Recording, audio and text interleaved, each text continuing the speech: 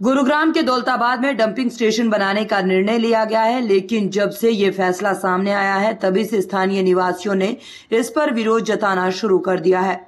इसको लेकर अधिकारियों से स्थानीय निवासियों ने मुलाकात भी की है, लेकिन अभी तक कोई हल निकलता हुआ नजर नहीं आ रहा है। लिहाजा दौलताबाद गांव के ग्रामीण और सोसाइटी के निवासी अब अनिश्चितकालीन धरने पर बैठ गए हैं। लोगों का कहना है कि जब तक इस फैसले को वापस नहीं लिया जाता तब तक ये धरना ऐसे ही जारी रहेगा। मैं सूबेदार जय भगवान दौलताबाद निवासी हूँ और हम कमिश्नर साहब के पास गए थे 15-20 आदमी और हमने अपने बयान वहाँ पर दिए उनको कि हम 1.5 लाख जन भावना को लेकर 1.5 लाख आदमियों की जन भावना जो अंदर वो लेकर आपके पास में आए हैं और उम्मीद करते हैं आप इसको हल करेंगे। जो हमारे डंपिंग का जो जगह बताई है उसके चारों तरफ ने वो ऐसी जगह है, एक तरफ कॉलेज है, एक तरफ स्कूल है, एक तरफ सोसाइटी है, यानी कि आधा किलोमीटर के अंदर ही सारी की सारी है और यही एक जगह बच रही है जहाँ बच्चे सांस लेने के लिए शाम को यहाँ आ जाते हैं। आदमी भी यहीं आके खड़े होते हैं। अदरवाइज हमारे यहाँ पूरे इस हाईवे के और पूरा एक्सप्रेस वे के बीच में कोई ऐसी जगह नहीं है जहाँ पर आदमी पैर खड़ा करके रह सके। तो उन्होंने हमें आश्वासन दिया है कि हम जगह तलाश करेंगे, कहीं ना कहीं सर्च कर रहे हैं। तो मगा जी ये कर लो, सर्च कर लो। तो उन्होंने हमें 3 दिन का टाइम दिया है, हम 3 दिन के लिए यहाँ बैठे। मगा जी आपने हमें आके उठाना पड़ेगा जब आप सहमत हो जाएं। तो वे सर्च कर रहे हैं, एरिया को भेजे हैं। डीसी साहब को भी फोन करके बताया है, डीसी साहब को भी बोला गया है कि आप इसकी खुद अपने लेवल पर वो जगह तलाश करो जो गांव से दूर हो। लेकिन यहाँ से ये एक ऐसी जगह यहाँ नहीं होनी चाहिए। हमारा मेन मकसद यही है, ये जगह यहाँ नहीं होनी चाहिए। कब तक रहेंगे आप यहाँ पर, कब तक बैठेंगे? जब तक यहाँ से हमें आश्वासन नहीं मिल जाएगा अब यहाँ से ये प्रोग्राम कैंसिल होगा, जब तक यहाँ से कोई आदमी हिलेगा नहीं। और दिन प्रतिदिन आदमी बढ़ते जा रहे हैं। आज आपके सामने ही बैठे हैं, कई हजार आदमी आ चुके हैं और बढ़ते ही जा रहे हैं। और ये ऐसी हालत आ जाएगी कम से कम 1.5 लाख आदमियों की यहाँ आने की संभावना है कि जो कि धनकोट से लेकर पूरा वहां तक कहीं रोड पर जगह नहीं मिलेगी। ये ऐसी हम उम्मीद कर रहे हैं क्यों आदमियों के बच्चों के अंदर आपने देखा हुआ छोटे छोटे बच्चे वे अपने आगे पोस्टर लगा के आ रहे हैं कि हमें सांस चाहिए, सांस। बच्चे सांस मांग रहे हैं और हर आदमी सोसाइटी वाले भी तंग है। वे भी आके कह रहे हैं भाई हमने पहले फ्लैट ले लिए, जब ये नहीं बताया गया अब यहाँ मास्टर प्लान में ये नहीं था, अब यहाँ कूड़ा डंपिंग होगा। अब कूड़ा डंपिंग कहाँ गया? अभी हम दिल्ली भी छोड़ आए, कहीं से भी आके यहाँ हमने फ्लैट ले लिया, हम कहाँ जाए? वे भी तंग है इसी बात। कितने दिनों से यहाँ पर डंप यार्ड के विरोध में बैठे हुए हैं और आज क्या फैसला हुआ, किन किन अधिकारियों से मुलाकात हुई? आज चौथा दिन है जो डंप यार्ड के विरोध में बैठे हुए हैं और अधिकारियों का इसमें ये रवैया है जो उनकी नाकामी है पिछले 10 साल की। और जो हरियाणा सरकार ने 2018 में इको ग्रीन कंपनी को लेके आए थे, जिसने गुड़गांव के लोगों का टैक्स का पैसा करोड़ों रुपए वो हजम कर गए और बाद में हमारे लिए 30 लाख टन लेगेसी वेस्ट भी छोड़ के गए हैं। अब जब वहाँ के लोगों ने, क्योंकि जब उनका जीना दूभर हो गया, जब वो लोग एनजीटी में गए, जब वो सुप्रीम कोर्ट में गए, आज कोर्ट के दबाव के कारण ये जो प्रशासन में अधिकारी बैठे हैं और कुछ लोग जो राजनीतिक संरक्षण भी प्राप्त है उनको, तो वो अब ये चाह रहे हैं कि शहर में अलग अलग जगह पे लोगों की जिंदगी को नरक बनाया जाए और उसी में से एक जगह उन्होंने दौलताबाद को चुना है। तो मेरे तो पूरे गुरुग्राम के लोगों की ये रिक्वेस्ट है कि ये जो इको ग्रीन कंपनी ने पूरे शहर को नरक बनाया है, इसके पीछे जो अधिकारी है और जो राजनीतिक लोग हैं उनकी जांच होनी चाहिए कि ये इतना बड़ा जो 10 साल में हुआ, कौन कौन उसके जिम्मेदार थे, सब पे कार्रवाई होनी चाहिए। तो ये लोगों को लड़ाने का काम कर रहे हैं। आज हजारों की संख्या में लगभग 2000 सोसाइटी और गांव के लोग आज यहाँ पे इकट्ठा हुए। सबने एक स्वर में ये बात कही है कि ये प्रशासनिक नाकामी को लोगों पे थोप के और उनके जीवन को नरक बनाने की एक साजिश है, जिसको हम बिल्कुल सफल नहीं होने देंगे।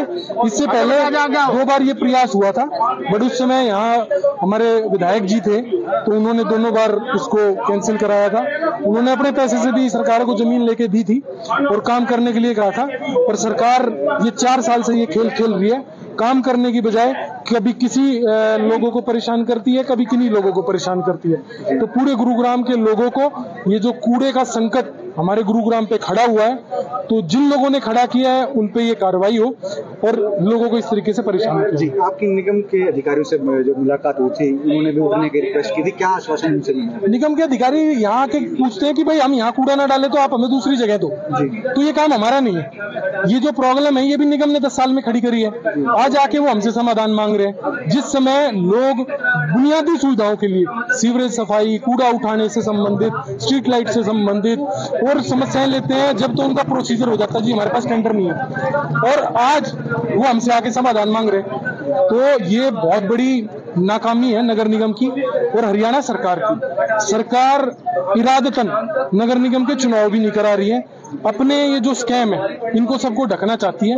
मेरी तो ये मांग है कि नगर निगम की सरकार को चुनाव भी कराने चाहिए, जिससे लोगों की सुनवाई उसके अंदर हो पाए। अधिकारी आज के दिन खुद भारतीय जनता पार्टी के लोग, पूर्व में मंत्री रहे, वो कह रहे हैं कि अहमद शाह अब्दाली जैसे अधिकारी हैं, तो उन्हीं के लोग उन्हीं की सरकार का बखान कर रहे हैं। और वो बात सच्चाई है कि यहाँ के लोगों का खून चूसने का ये सरकार के बैठे लोग, जो इनको राजनीतिक संरक्षण प्राप्त अधिकारियों को, वो लूटने का काम कर रहे हैं।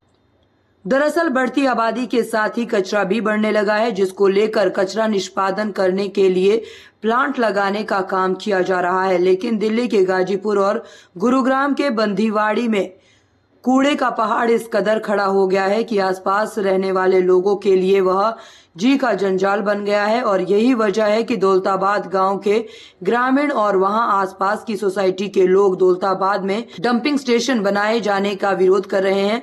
लोगों का कहना है कि वह दिल्ली से गुरुग्राम के करोड़ों रुपए के फ्लैट में सिर्फ इसलिए रहने के लिए आए थे ताकि उन्हें गुरुग्राम में मूलभूत सुविधाएं और पर्यावरण स्वच्छ मिल सके, लेकिन ऐसा होता नजर नहीं आ रहा है। आपका नाम? मेरा नाम रेयान राना है। कहाँ रहते हैं? मैं सोबा सिटी में रहती हूँ। आप किस लिए आए हैं प्रोटेस्ट? आज मैं प्रोटेस्ट करने आया हूँ यहाँ पे, जिससे यहाँ पे वो बनवाड़ी जैसा हाल ना होए और यहाँ लैंडफिल नहीं मरे। और आज मैं यहाँ से नहीं जाने वाला जब तक जो गवर्नमेंट है वो हमारे फेवर में कोई डिसीजन लेती है। क्या नुकसान होगा अगर इस तरह के डंपिंग यार्ड यहाँ पर बने? यहाँ देखो, मतलब यहाँ जो ग्राउंड लेवल है वो ऊंचा है, थोड़ा लेवल नहीं है, तो ग्राउंड वाटर जो है वो कंटामिनेटेड रहेगा है, और उसकी वजह से हमारी बाथिंग, कुकिंग और मतलब और सारे कामों में बच्चों की हेल्थ में प्रॉब्लम आएगी। मतलब आदमियों को कैंसर हो सकते हैं टॉक्सिक फ्यूम से, और जो वाटर कंटामिनेटेड होएगा उससे बॉडी पे रैशेस हो सकते हैं। और बच्चों को भी जोड़ने की कोशिश करेंगे आप? हाँ। मैं Sunil Sareen, sector 102 imperial garden का निवासी हूँ। आप विरोध में शामिल होंगे, किस तरह से देखते हैं जिस तरह से डंपिंग यार्ड बनाने का प्लानिंग चल रही है? ये देखिए, ये बड़ी विडम्बना है हमारे इस एरिया की कि मैंने दिल्ली से शिफ्ट करा, बल्कि मेरे साथ और भी बहुत सारे लोगों ने दिल्ली से यहाँ शिफ्ट करा, और इस आशा के साथ करा था कि यहाँ हमको अच्छा वातावरण मिलेगा, पॉल्यूशन नहीं होगा, सड़कें अच्छी होगी, नया एरिया बन रहा है और अच्छा ही बनेगा। और ऊपर से ये कि प्राइम मिनिस्टर यहाँ आते हैं, 9,000 करोड़ का द्वारका एक्सप्रेस वे इनोग्रेट करते हैं, और हमको ये सपने दिखाए जाते हैं, वीडियो दिखाए जाते हैं कि सिंगापुर जैसा एरिया बनेगा। अगर सिंगापुर का एरिया बनेगा तो सिंगापुर में वेस्ट मैनेजमेंट कैसे होता है वो भी सीखने की जरूरत है। तो हमारी सरकार से ये मांगे, इस तरह की चीजें ना करें, बिल्कुल हॉस्पिटल के सामने और सराउंडिंग सोसाइटी है, कम्युनिटी सेंटर बगल में है, और यूजफुल लैंड है, जो एग्रीकल्चर लैंड है उसको वो चूज कर रहे हैं और आनंद फानंद में चूज कर रहे हैं। ऐसा नहीं है कोई ड्यू प्रोसेस को उन्होंने फॉलो करा हो, जनता से कोई ऑब्जेक्शन मांगे हो, कोई इसको पब्लिसाइज करा हो, तो वो सारा प्रोसेस का वायलेशन है। और सिर्फ एनजीटी से एक ऑर्डर को कंप्लाई करने के लिए वो इस तरह से जनता से खिलवाड़ कर रहे हैं। अब कब तक सोसाइटी वासी इन तमाम ग्रामीणों का साथ देंगे? हम जब तक ये यहाँ से कैंसिल नहीं होगा हम यही हैं। और आज जो लोग हैं, आज सिर्फ 2,000 लोग हैं, ये 20,000 में पहुंचेंगे अगर सरकार ने जल्दी इस पे कोई हमको ऐसा कोई आश्वासन नहीं दिया या ऐसा कोई एक्शन नहीं लिया ऑन पेपर, तो हम ये नंबर बढ़ने वाला है। सरकार को भी चौंक जाना चाहिए, सरकार को भी तैयार रहना चाहिए, इलेक्शन आने वाले हैं और इसका नतीजा उनको इलेक्शन में भी भुगतने को मिलता है। बहरहाल नगर निगम के लिए कचरा प्रबंधन व निष्पादन आज के समय की सबसे बड़ी चुनौती है, तो वहीं लोगों का विरोध भी अब चुनौती बनता जा रहा है। ऐसे में अब देखना होगा कि नगर निगम और सरकार इन चुनौतियों को कैसे निपटाती है। गुरुग्राम से अनुज पांचाल की रिपोर्ट।